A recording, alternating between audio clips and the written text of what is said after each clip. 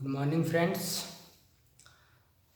आप लोग सब अच्छे होंगे। उम्मीद करते हैं कि आप लोग सब बहुत अच्छे होंगे और अच्छे से पढ़ाई कर रहे होंगे इस लॉकडाउन में। और हमारा बीच में वीडियो डालना बंद हो गया था, कुछ परेशानी के वजह से हम रिकॉर्ड नहीं कर पा रहे थे। तो बहुत बच्चे का मैसेज और कमेंट आ रहे थे, व्हाट्सएप में भी मैसेज आ रहे थे जिनके पास मेरा नंबर है कि सर वीडियो नहीं आ रहा है। तो आज हम लोग फिर से नई वीडियो डालेंगे और आप लोग से उम्मीद करते हैं कि आप लोग अच्छे से जितने भी अभी तक वीडियो डाले हैं इंट्रीगेशन का आप लोग देखे होंगे और अच्छे से समझ गए होंगे। तो अब जो हमारा वीडियो होंगे वो नया चैप्टर होंगे सदिश। हम लोग नया चैप्टर डालेंगे सदिश, ठीक है। और आप लोग ज़रूर लाइक सब्सक्राइब एंड शेयर करें। जो दोस्त लोग आपके नहीं पढ़ पा रहे हैं या आपसे दूर हैं, उनको कोई पढ़ने की सुविधा नहीं है, तो उन्हें ज़रूर चैनल को शेयर करके उनको बताएं कि चैनल को सब्सक्राइब कर वो लेक्चर को देखें। और जहाँ भी ना समझ में आए आप लोगों को तो आप लोग कमेंट कर सकते हैं। कमेंट कर बताइए कि इस क्वेश्चन में सर समझ में नहीं आया, तो उसे हम दोबारा समझाने की कोशिश करेंगे और उम्मीद करेंगे कि आपको पूर्ण रूप से समझ में आए। चलो थैंक यू दोस्तों। तो आज हम लोग देखते हैं नया चैप्टर। हाँ दोस्तों, तो आज हम लोग का नया चैप्टर क्या है? सदिश बीजगणित यानी वेक्टर अलजेब्रा। तो सदिश सदिश हम लोग देखेंगे क्या है। सदिश सदिश एक ऐसी राशि जिसमें परिमाण एवं दिशा दोनों होते हैं, ठीक है दोस्तों। ध्यान से देखिएगा, यहाँ पे परिभाषा आपका लिखा हुआ है। सदिश सदिश एक ऐसी राशि जिसमें परिमाण एवं दिशा दोनों होते हैं, सदिश कहलाती है। परिमाण एवं दिशा क्या होते हैं? दोनों होते हैं। यानी एक ऐसी राशि, कोई भी राशि जिसमें परिमाण और दिशा दोनों, परिमाण और दिशा दोनों, तो उसे हम क्या कहेंगे? सदिश राशि। परिमाण कहने का मतलब और दिशा, परिमाण कहने का मतलब उसका अपना भार भी हो और वो किस दिशा में जा रहा है ये दिशा भी पता हो, तो उसे हम क्या कहेंगे? सदिश राशि। उसे हम क्या कहेंगे? सदिश राशि, ठीक है दोस्तों। अब हम लोग जानेंगे कि सदिश के प्रकार, सदिश के प्रकार, टाइप्स ऑफ वेक्टर। हाँ तो दोस्तों देखेंगे हम लोग पहले तो जान गए सदिश कि एक वैसी राशि जिसमें परिमाण एवं दिशा दोनों हो उसे हम सदिश कहेंगे। तो अब दोबारा हम लोग जो है सदिश के बारे में बता दें कि सदिश हमारा जो परिमाण और दिशा की बात करते हैं, तो परिमाण यानी उसको भार भी होना चाहिए और उसका दिशा भी होना चाहिए कि वो किस दिशा में जाएंगे, तो उसे हम लोग सदिश राशि बोलते हैं। दूसरा अब हम लोग पढ़ेंगे सदिश के प्रकार, टाइप्स ऑफ वेक्टर। तो बहुत सारे टाइप्स होते हैं, तो बारी बारी हम लोग जानेंगे टाइप्स ऑफ वेक्टर। तो पहला हमने लिख दिया शून्य सदिश। पहला क्या लिखे हैं? शून्य सदिश। शून्य सदिश एक सदिश जिसका प्रारंभिक एवं अंतिम बिंदु संपाती होते हैं। प्रारंभिक एवं अंतिम बिंदु क्या होते हैं? संपाती होते हैं। उसे हम लोग क्या बोलते हैं? शून्य सदिश बोलते हैं। उसे क्या बोलते हैं? शून्य सदिश बोलते हैं। चलिए लिखिए, लिख लिए। हाँ तो देखिए अगला, पहला हमने लिख लिया शून्य सदिश। शून्य सदिश क्या होते हैं? प्रारंभिक बिंदु एवं अंतिम बिंदु दोनों संपात होते हैं। अब हमारा दूसरा जो है वो है क्या? मात्रक सदिश। दूसरा क्या है? मात्रक सदिश। मात्रक सदिश जो है वो कह रहे एक सदिश जिसका परिमाण एक है। जिसका परिमाण कितना होते हैं? एक सदिश जिसका परिमाण एक है मात्रक सदिश कहलाते हैं। क्या कहलाते हैं? मात्रक सदिश कहलाते हैं। किसी दी हुई सदिश वेक्टर ए की दिशा में मात्रक सदिश को एक कैप से निरूपित किया जाता है। किससे निरूपित किया जाता है? एक कैप से। यानी हम लोग को जब भी मात्रक सदिश निकालना होगा तो एक मात्रक सदिश को हम लोग एक कैप से निरूपित करते हैं। और अगला तीसरा पॉइंट आपका है सह आदिम सदिश। क्या है? सह आदिम सदिश, ठीक है। सह आदिम सदिश देखिए क्या कह रहे हैं कि दो अथवा अधिक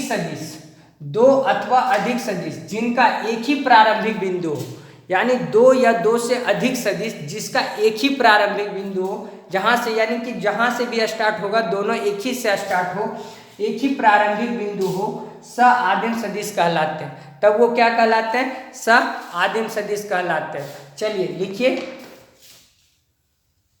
लिख लिए। हाँ दोस्तों देखिए, अब जो अगला हम लोग का है चौथा पॉइंट, वो है संरेख सदिश। क्या है? संरेख सदिश। ठीक है, क्या है? संरेख सदिश। तो संरेख सदिश क्या कहलाते हैं? दो अथवा अधिक सदिश, दो अथवा अधिक सदिश यदि एक ही रेखा के समांतर हो, एक ही रेखा के समांतर हो, तो उसे हम लोग क्या बोलेंगे? उसे क्या बोलते हैं? तो उसे हम लोग संरेख सदिश बोलते हैं। जब एक ही रेखा के समांतर जब कोई सदिश जा रहा है, यानी दो या अधिक सदिश जब एक ही रेखा यानी एक ही तरफ उसका डायरेक्शन हो, तो उसे हम लोग क्या बोलेंगे? समांतर यानी संरेख सदिश। ठीक है, पांचवा पॉइंट जो है आपका वो है समान सदिश। पांचवा पॉइंट क्या है? समान सदिश। दो सदिश वेक्टर ए तथा वेक्टर बी, दो सदिश वेक्टर ए तथा वेक्टर बी समान सदिश कहलाते हैं यदि उनके परिमाण एवं दिशा समान हो। यानी उसके परिमाण और दिशा क्या हो? समान हो। जितना वजन का वो इंसान है उतने उसी मतलब दो, कहने का मतलब ए वेक्टर का जो जिधर जा रहा है और जितना उसका भार हो यानी परिमाण हो, उतना ही क्या होना चाहिए? वेक्टर बी का होना चाहिए। यानी वेक्टर बी का भी भार उतना ही होना चाहिए और उसी दिशा में जाना चाहिए। तो हम लोग क्या कहेंगे? उसको समान सदिश कहेंगे। यदि उनके परिमाण एवं दिशा समान है, इनको vector A equal to vector B के रूप में लिखा जाता है। Vector A equal to vector B के रूप में लिखा जाता है। चलिए नोट कीजिए, नोट कर लिए। चलिए अगला और हम लोग देखते हैं कि और जो टाइप्स होते हैं टाइप्स ऑफ वेक्टर में। अभी ये पांचवा है, छठा देखेंगे हम लोग। हाँ, तो छठा हम लोग देखेंगे दोस्तों। छठा में क्या है? ऋणात्मक सदिश। क्या है? ऋणात्मक सदिश। तो ऋणात्मक सदिश, ठीक है, ऋणात्मक सदिश क्या कह रहे हैं कि एक सदिश जिसका परिमाण दिए हुए सदिश, मान लीजिए वेक्टर ए बी, ठीक है, मान लीजिए वेक्टर ए बी के समान है, परंतु जिसकी दिशा दिए हुए सदिश की दिशा के विपरीत हो, दिए हुए सदिश के दिशा के विपरीत हैं, दिए हुए सदिश ऋणात्मक कहलाते हैं। जैसे वेक्टर ए बी इक्वल है माइनस जैसे वेक्टर बी ए इक्वल है माइनस वेक्टर ए बी का, ये एक दूसरे से क्या हो रहा है? विपरीत हो रहे हैं। तो इसे हम लोग क्या बोलेंगे? ऋणात्मक सदिश बोलेंगे। तो टाइप्स ऑफ सदिश खत्म हो गए। 6 टाइप के सदिश होते हैं। हमने क्या क्या पढ़ा? शून्य सदिश पढ़े, मात्रक सदिश पढ़े, सआदिम सदिश पढ़े, चौथा क्या पढ़े? चौथा पढ़े संरेख सदिश, पांचवा क्या पढ़े? समान सदिश, और छठा क्या पढ़े? ऋणात्मक सदिश। तो हम उम्मीद करते हैं कि आप लोग को ये 6 टाइप के सदिश जो है वो अच्छी तरह से समझ में आ गए होंगे थ्योरी से।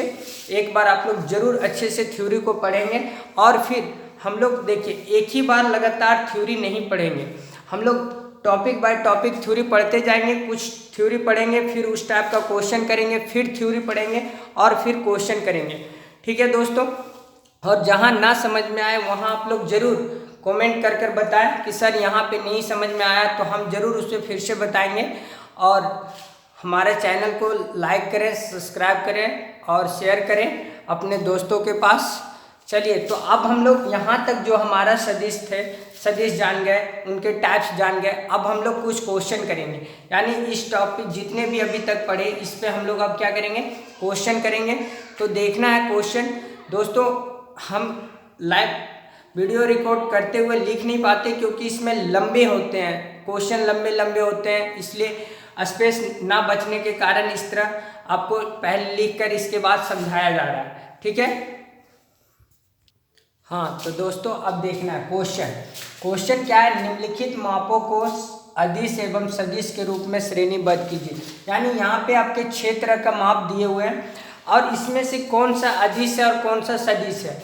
ठीक है, तो अभी हम लोग अभी सबसे पहला थ्योरी यही पढ़े थे, सदिश क्या कह रहे थे? जिसमें परिमाण एवं दिशा दोनों, उसे हम क्या कहते हैं? सदिश कहते हैं। और अदिश जिसमें कोई एक ही चीज हो, दोनों ना हो, उसे हम लोग क्या बोलते हैं? अदिश बोलते हैं। ठीक है, तो अब यहाँ से हमको देखना है कि किसमें क्या है और कौन से सदिश राशि हैं और कौन से अदिश राशि हैं। हमारा यहाँ पे क्वेश्चन कर रहे हैं कि निम्नलिखित मापों को अदिश एवं सदिश के रूप में श्रेणीबद्ध कीजिए, अदिश एवं सदिश के रूप में। तो यहाँ पे हम कुछ मान लिखे हुए हैं, इसमें से कौन से अदिश हैं और कौन से सदिश हैं वो हम लोग देखेंगे, ठीक है। तो कौन से अदिश एवं कौन से सदिश है, तो इसके उत्तर जो होंगे, उत्तर यानी आंसर, ठीक है। आंसर देखिएगा, पहला का जो है वो है 30 सेकेंड, 30 सेकेंड यानी टाइम का यहाँ परिमाण तो दे रहा है 30 सेकेंड, लेकिन उसका कोई दिशा है क्या? 30 सेकेंड का कोई दिशा हो तो बताइए कमेंट करके। 30 सेकेंड का कोई दिशा है नहीं। जब दोनों चीज हो तभी वो अदिश होंगे, और जब एक चीज होंगे तो वो सदिश हो, सॉरी, जब दोनों चीज दिशा और परिमाण दोनों चीज होंगे तो वो सदिश होंगे, और जब कोई एक चीज होंगे या तो दिशा या तो परिमाण तो वो अदिश राशि कहलाएंगे, ठीक है दोस्तों। ये चीज आप लोग अच्छी तरह से 11th का फिजिक्स में भी पढ़ कर आए होंगे, और आप लोग से उम्मीद करते हैं कि आप लोग अच्छे से याद रखे होंगे, ठीक है। तो देखिए यहाँ से 30 सेकेंड यानी यहाँ पे 30 तो है, यानी परिमाण है कुछ 30, लेकिन वो दिशा, सेकेंड का कोई दिशा होता है, घड़ी का कोई दिशा है नहीं, तो ये क्या है? अदिश राशि है। क्या है? अदिश राशि, ठीक है दोस्तों। दूसरा देखेंगे, दूसरा 100 मीटर स्क्वायर, मीटर स्क्वायर, वो मीटर स्क्वायर हम लोग किसके लिए यूज करते हैं? क्षेत्रफल के लिए। मीटर स्क्वायर किसके लिए यूज करते हैं? क्षेत्रफल के लिए।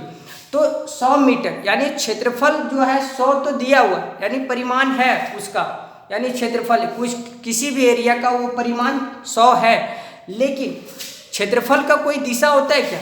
यानी हम कोई भी एरिया का जो क्षेत्रफल, कोई भी क्षेत्र का यानी खेत का, जिसको भी आप ले लें, तो कोई खेत का हम लोग का जब क्षेत्रफल ठीक है 100 है, यानी उसका परिमाण दे दिया, लेकिन उस क्षेत्रफल का कोई दिशा होगा क्या? नहीं। तो दूसरा भी क्या कहलाएंगे? अदिश राशि। क्या कहलाएंगे? अदिश राशि, ठीक है। तीसरा हम लोग देखेंगे 50 किलोमीटर पर घंटा, 50 किलोमीटर यानी चाल, ठीक है। वो क्या है? चाल है, 50 किलोमीटर पर घंटा। एक घंटा में वो 50 किलोमीटर चल रहा है, वो तो हमको पता है कि 50 उसका परिमाण है चाल का, लेकिन वो किस दिशा में चल रहा है ये हमको अभी तक क्वेश्चन में जाहिर नहीं किया है कि वो किस दिशा में चल रहा है। तो जब हमको दिशा नहीं पता है तो वो फिर क्या कहलाएंगे? अदिश राशि कहलाएंगे। वो भी क्या कहलाएंगे? अदिश राशि, अदिश राशि, ठीक है। चौथा आपका है 20 ग्राम पर सेंटीमीटर क्यूब, 20 ग्राम पर सेंटीमीटर क्यूब। तो 20 ग्राम पर सेंटीमीटर क्यूब है, यानी ये घनत्व है, किसी चीज का घनत्व है। तो घनत्व के लिए हम लोग क्या यूज करते हैं? घनत्व हमारे किसके लिए यूज होते हैं? तो देखो यहाँ 20 ग्राम पर सेंटीमीटर क्यूब है, तो किसी चीज का घनत्व जब निकालते हैं तो उसमें दिशा नहीं होते, बस उसका हम लोग घनत्व निकाल लेते हैं, तो वो भी क्या है? अदिश राशि। वो भी क्या है? अदिश राशि, ठीक है। वो भी क्या है? अदिश राशि। 5वां पॉइंट जो आपका है वो है 26 मीटर पर सेकेंड। अभी आपने देखिए यहाँ से सेकेंड और यहाँ से मीटर, ये मीटर स्क्वायर था, लेकिन 1 मिनट के लिए आप सपोज कीजिए कि ये मीटर और ये सेकेंड, ठीक है। तो ये मीटर और ये सेकेंड, तो अब यहाँ 26 मीटर पर सेकेंड है। आपने देखा कि सेकेंड भी अदिश राशि है, मीटर भी, जब मीटर में है क्षेत्रफल भी है तो वो आपका अदिश राशि है, लेकिन यहाँ 26 मीटर पर सेकेंड, सिर्फ इतना को देखें तो वो अदिश होंगे, लेकिन उसमें क्या करें? 26 मीटर पर सेकंड उत्तर की ओर, यानी दिशा जाहिर कर दिया कि 26 मीटर पर सेकंड जो उसकी चाल है वो किधर है? उत्तर की ओर। वो किधर है? उत्तर की ओर। जब उसमें दिशा हमने फाइंड कर दिया, हमने देख रहे हैं कि यहाँ हमारा दिशा है, तो ये क्या हो जाएंगे? सदिश राशि। क्या कहलाएंगे? सदिश राशि। समझ गए दोस्तों? अब छठा जो है आपका 12 न्यूटन, ठीक है, न्यूटन। तो 12 न्यूटन किसके लिए यूज करते हैं? बल के लिए। बल का SI मात्रा क्या होता है? न्यूटन। तो बल के लिए हम लोग न्यूटन यूज करते हैं। तो ये आपके देखिए फिजिक्स में भी काम आ जाएंगे, तो ध्यान से आप लोग समझिए, ठीक है। 12 न्यूटन है, तो न्यूटन तो हम लोग बल के लिए यूज करते हैं। तो बल हम लोग, बल में हमारा क्या परिमाण तो अपना देते ही, किसी भी चीज पे बल लगाते हैं तो हम लोग बल उसी क्षेत्र में लगाते हैं जिस क्षेत्र में कि हमको काम चाहिए, यानी दिशा, किसी भी चीज को धक्का, यानी मान लो एक दीवार है दीवार को किधर गिराना हम लोग पहले डिसाइड कर लेते हैं कि कौन सा दिशा में उसको गिराना है, जिससे कि हमें किसी भी चीज़ का नुकसान नहीं होगा। तब उस बल पे हम लोग, उस दीवार पे हम लोग क्या लगाते हैं, बल। तो बल एक क्या है, सदिश राशि। तो वो क्या है, सदिश राशि, सदिश राशि। ठीक है दोस्तों, वो क्या है, सदिश राशि। अब यहाँ से आपको अदिश और सदिश पहचानने के लिए आप लोग बेखूब अच्छी तरीके से जान गए होंगे और समझ जाएंगे कि कैसे हम लोग अदिश और सदिश को पहचानेंगे। हमने बहुत अच्छी तरीके से डिस्क्राइब किया। जहाँ ना भी समझ में आया हो आपको, तो आप एक बार जरूर उससे कमेंट बॉक्स में पूछेंगे कि सर ये चीज़ नहीं समझ में आया, हम उसे जरूर बताएंगे। और आप लोग से उम्मीद यही करेंगे कि चैनल को जरूर सब्सक्राइब, लाइक और शेयर करें अपने दोस्तों के पास। चलिए लिखिए, लिख लिए। चलिए अब हम इसे मिटा देते हैं। अब हम लोग अगला क्वेश्चन देखेंगे, ठीक है। हाँ तो दोस्तों अगला क्वेश्चन है, अगला क्वेश्चन है उत्तर से 45 डिग्री पूरब में 50 किलोमीटर के विस्थापन का आलेख निरूपण कीजिए। ठीक है, उत्तर से देखिए आपको दिशा दे रहा है, उत्तर से 45 डिग्री, उत्तर से 45 डिग्री, पूर्व में 50 किलोमीटर, पूर्व में 50 किलोमीटर के विस्थापन को आलेखीय निरूपण कीजिए का आलेख हमको बनाना। तो ध्यान से देखिएगा दोस्तों कैसे आलेख हम इसका बनाएंगे, ठीक है, और कैसे बनाते हैं तो इसका आलेख हम लोग बनाएंगे। तो सबसे पहले हम लोग को दिशा यंत्र, जो हम लोग अभी तक जान चुके हैं, बचपन से पढ़ते आए दिशा यंत्र के बारे में, ठीक है। ऊपर हमारा क्या होता है, नॉर्थ, ठीक है, इधर क्या होते हैं, वेस्ट, और इधर साउथ, इधर ईस्ट। ठीक है दोस्तों, यानी east north west south east, east north west south बोल सकते हैं। यानी इसको हम लोग बोलते हैं उत्तर, इसको बोलते हैं पूर्व, और इसको बोलते हैं दक्षिण, और इसको पश्चिम। ठीक है दोस्तों, आप समझ गए होंगे, पूर्व, उत्तर, पश्चिम, दक्षिण, यानी ईस्ट नॉर्थ वेस्ट साउथ। ठीक है, अब हम लोग देखिए, अब हमारा बोल रहा उत्तर से 45, उत्तर से 45 डिग्री, उत्तर से 45 डिग्री, पूर्व में 50 किलोमीटर। तो उत्तर से 45, नॉर्थ आपका यहाँ है दोस्तों, तो उत्तर से 45 डिग्री। तो यहाँ से उत्तर से आप चाप को यहाँ पे रखेंगे, यानी जो आपका स्केल चाप होंगे डिग्री कोण के बनाने के लिए जो हमारा चाप यूज करते हैं, उसको हम लोग देखिए उत्तर से 45 डिग्री लेंगे। तो सपोज करो दोस्तों ये आसपास ये 90 है, तो बीचों बीच 45 होंगे, 45 डिग्री, ये क्या होंगे 45 डिग्री। 50 किलोमीटर, तो 50 किलोमीटर सपोज करो हमने यहाँ तक 50 किलोमीटर चल गए, कितना चले गए दोस्त, 50 किलोमीटर, और ये कोण कितना बना 45 डिग्री। कहाँ से, उत्तर से, उत्तर से पूरब में, उत्तर से पूरब में। ठीक है, ये ऐसे कोण बन रहे उत्तर से पूरब में, तो ये ग्राफ इसका हो गए। बस यही करें, तो उत्तर से 45 डिग्री पूर्व में 50 किलोमीटर के विस्थापन का आलेखीय निरूपण कीजिए। तो हमने कर दिया, उत्तर से 45 डिग्री ले लिए और चलना कितना है 50 किलोमीटर, हमारा आलेख बनकर रेडी हो गए। चलिए लिखिए, लिख लिए। अगला क्वेश्चन, अगला क्वेश्चन जो है वो कह रहे हैं पश्चिम से 60 डिग्री, ठीक है, उत्तर में 60 किलोमीटर विस्थापन का आलेख निरूपण कीजिए। ठीक है दोस्तों, आप क्वेश्चन को समझ रहे हैं, पश्चिम से 60 डिग्री, उत्तर में 60 किलोमीटर के विस्थापन का आलेखीय निरूपण कीजिए। तो अब देखिए फिर से हम वही फिगर बनाएंगे, फिर से वही बनाएंगे, ईस्ट नॉर्थ वेस्ट और साउथ। ठीक है, अब देखिए कह रहा है पश्चिम से 60 डिग्री, ठीक है, पश्चिम से 60 डिग्री। तो पश्चिम, पश्चिम आपका यहाँ है दोस्तों, पश्चिम, पश्चिम से 60 डिग्री, उत्तर में 60 किलोमीटर, पश्चिम से 60 डिग्री। तो यहाँ से हम लोग 60 डिग्री लेंगे, ठीक है, 60 डिग्री ले लिए।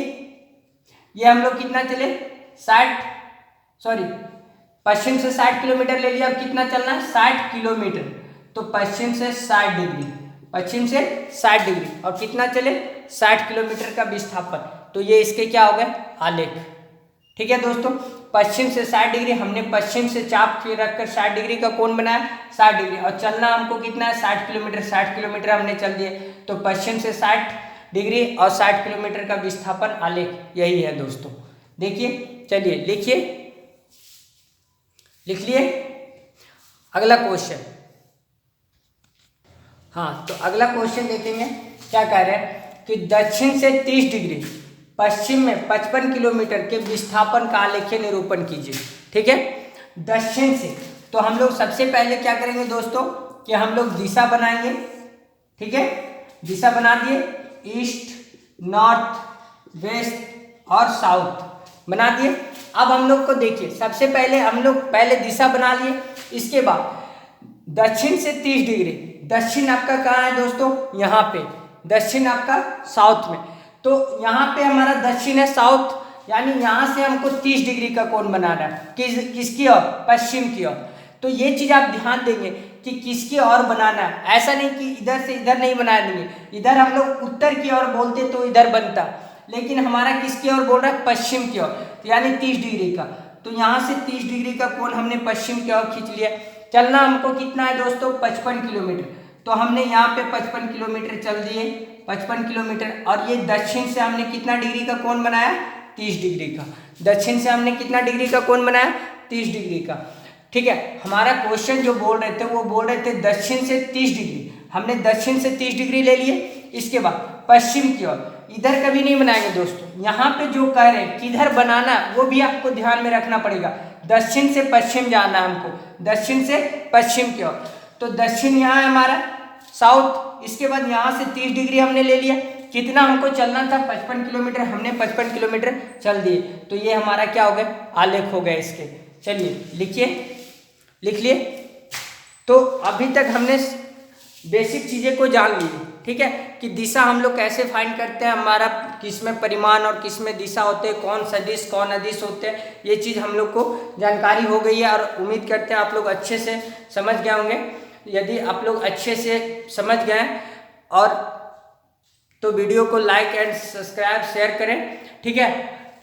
और अब हम लोग अगला देखेंगे कि अगला जो होंगे थ्योरी टॉपिक जो होंगे वो हम लोग देखेंगे और फिर उस पर क्वेश्चन करेंगे, तब ज़्यादा आप लोग को समझ में आते हैं। हमने देखे हैं कि बहुत बच्चे को एक बार थ्योरी पढ़ा देने के बाद उसके बाद सारे क्वेश्चन बताते जाइए एक तरफ से, तो बहुत बच्चे ऐसे होते हैं कि थ्योरी भूल जाते हैं। इसलिए हम पहले थ्योरी देते हैं, फिर उतने के बीच में जो भी क्वेश्चन होते हैं वो क्वेश्चन को पहले कर लो, इसके बाद फिर थ्योरी ले लो, फिर क्वेश्चन करो, तो वो आपको ज़्यादा याद होते हैं और जल्दी समझ में आते हैं कि हाँ इस थ्योरी पे ऐसा क्वेश्चन था, इस थ्योरी पे ऐसे क्वेश्चन होते हैं। तो अब आप लोग अगला थ्योरी देखेंगे, फिर उस पर क्वेश्चन देखेंगे। हाँ तो देखिए फ्रेंड, अगला जो टॉपिक है वो क्या है, अगला टॉपिक है सदिश योगफल के गुणधर्म, ठीक है, सदिश योगफल के गुणधर्म। तो पहला गुणधर्म जो है वो क्रम विनेयता है, यानी क्रम विनेयता, कम्यूटेटिव लॉ, ठीक है। तो पहला गुणधर्म कह रहा है दो सदिश वेक्टर ए तथा वेक्टर बी के लिए vector A plus B equal होंगे vector B plus A, equal होंगे या नहीं वो हम लोग देखेंगे कि कैसे इक्वल होंगे और इसको हम लोग प्रूव करेंगे। तो हमने एक चतुर्थांश लिया यानी पैरेललोग्राम ले लिए, पैरेललोग्राम। अब यहाँ से देखिए ओ ए बी सी यानी वेक्टर ए और vector B, sorry vector A और वेक्टर ए, यहाँ वेक्टर बी और यहाँ वेक्टर बी, एक बीच में कर्ण है। तो हम लोग अब यहाँ से देखिए बीच में जो ये हमने डॉट डॉट दिए हैं, इससे हम लोग को यहाँ से क्या बन गया, दो ट्रायंगल बन गए। कितने ट्रायंगल बन गए, दो ट्रायंगल बन गए, ये हमारा कर्ण हो गया, ठीक है। तो अब हमको इसी वैल्यू को फाइंड करना, क्या ये ओबी जो फाइंड होंगे इसी से हमको पता चलेगा कि A vector A plus vector B equal होंगे vector B plus vector A का। तो हम लोग देखेंगे कि इक्वल है या नहीं है, तो कैसे इसको हम लोग प्रूव करेंगे। तो हम लोग देखिए पहले सबसे पहले वेक्टर ओ ए, ठीक है, वेक्टर ओ ए इक्वल है क्या, वेक्टर इक्वल है वेक्टर सी बी, ठीक है। वेक्टर ओ ए इक्वल है किसका, वेक्टर सी बी का। ये दोनों भुजा क्या है, बराबर है, आपस में कितने हैं, बराबर है। तो वेक्टर ओ ए बराबर है vector C B equal to vector A, यानी इतने के बराबर क्या दिया हुआ है, वेक्टर ए। ये दोनों भुजा क्या है आपके, वेक्टर ए। अब दूसरी पॉइंट देखेंगे, वेक्टर ओ सी ओ सी बराबर होंगे किसका, वेक्टर ए बी का, वेक्टर ए बी, ये दोनों बराबर है वेक्टर ओ सी और वेक्टर ए बी, है ना। देखिए वेक्टर बी और वेक्टर बी, यहाँ वेक्टर ए और यहाँ वेक्टर ए, तो वेक्टर ओ सी बराबर है किसका, वेक्टर ए बी का, बराबर कितना है, वेक्टर बी। ठीक है दोस्तों, यहाँ तक समझ गए। इसके बाद अब देखिए यहाँ से अब हम लोग अब पाइथागोरस परिमेय पढ़े हैं, ठीक है। यानी कर्ण बराबर क्या होता है, लंब प्लस आधार, लंब प्लस आधार, ठीक है। तो हम लोग यहाँ पे वो नहीं लगाएंगे कि कर्ण स्क्वायर बराबर लंब स्क्वायर प्लस आधार स्क्वायर, उसका यूज नहीं करेंगे, स्क्वायर यहाँ पे नहीं, बस उसी लॉ से हम लोग इसको बनाएंगे, ठीक है, उसी का मेथड से। तो हम लोग को निकालना क्या है, वेक्टर ओ बी, तो वेक्टर ओ बी बराबर क्या हो जाएंगे, vector O A, vector O A, ठीक है, vector O A plus vector क्या होंगे, vector O A plus vector A B, vector इस त्रिभुज की बात कर रहे हैं हम लोग। चलो इस त्रिभुज में नाम दे दो, त्रिभुज 1 त्रिभुज 2, तो ट्रेंगल किसके लिए, पहला ट्रेंगल फर्स्ट के लिए, यानी वेक्टर ओ बी बराबर, वेक्टर ओ बी बराबर, ठीक है, vector O A plus vector A B, vector A B, ठीक है, वेक्टर ओ ए बराबर वेक्टर ओ बी बराबर vector O A plus vector A B, कैसे, बाय पाइथागोरस से, ठीक है। तो हमने फर्स्ट ट्रायंगल की बात की, तो अब यहाँ से देखिए वेक्टर ओ ए बराबर दिया हुआ है कितना, ए, तो वेक्टर ए प्लस, ठीक है। इसके बाद वेक्टर ए बी के बराबर कितना है, बी, तो वेक्टर बी, ये अभी यहीं रहने देंगे। अब दूसरा भी हमको वही आना चाहिए, तो अब यहाँ तक नोट कीजिए, नोट कर लिए, एक बार फिर से समझ लीजिए दोस्तों। हम लोग यहाँ पे हम लोग को क्रम विनेता निकालना था, यानी हम लोग को दिखाना था वेक्टर ए प्लस बी बराबर होंगे वेक्टर बी प्लस ए का, ठीक है। तो हमने सबसे पहले कम्यूटेटिव लॉ से हम लोग देखते हैं कि हमने चतुर्थांश बना दिया पैरेललोग्राम का, इसके बाद इसमें बीच में एक कर्ण दे दिया, ये दोनों भुजा बराबर होते हैं और ये दोनों भुजा बराबर होते हैं, तो ओ ए, वेक्टर ओ ए बराबर होगा वेक्टर ओ सी, यानी ओ ए और ओ सी क्या है,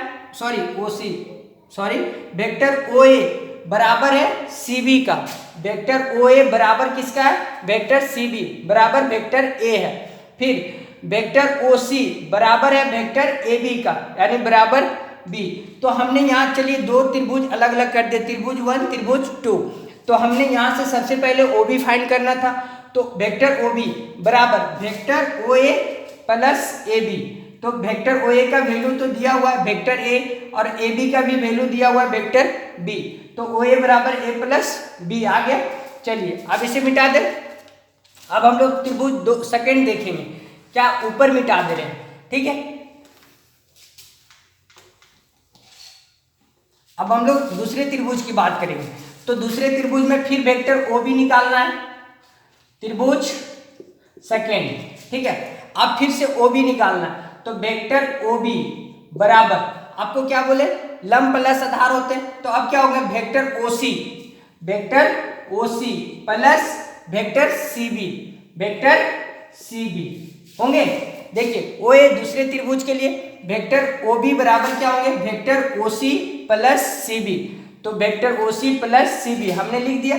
इसके बाद देखिए अब वेक्टर ओ सी का वैल्यू कितना है, वेक्टर बी, और वेक्टर सी बी का प्लस ए, ठीक है। तो ओ बी के बराबर यहाँ देखिए, अब यहाँ से देखेंगे ओ बी के बराबर ए प्लस बी, और यहाँ भी वेक्टर ओ बी के बराबर बी प्लस ए, तो यानी हमारा जो कह रहा था कि क्या कह रहा था पहला गुणधर्म, कि vector A plus B equal होंगे वेक्टर बी प्लस ए का, तो हाँ देखिए आगे ए प्लस बी इक्वल है बी प्लस ए का, तो हमने इसे प्रूव कर लिया हिंस में। चलिए ठीक है, लिखिए, लिख लिए। हाँ तो अब दूसरा हमारा है, दूसरा गुणधर्म क्या कर रहा है, सहचर गुणन, यानी एसोसिएटिव लॉ, यानी तीन सदिशों vector A comma vector B और वेक्टर सी के लिए, तब हमको क्या लाना है, vector A plus vector B plus vector C बराबर होंगे vector A plus bracket vector B plus C का।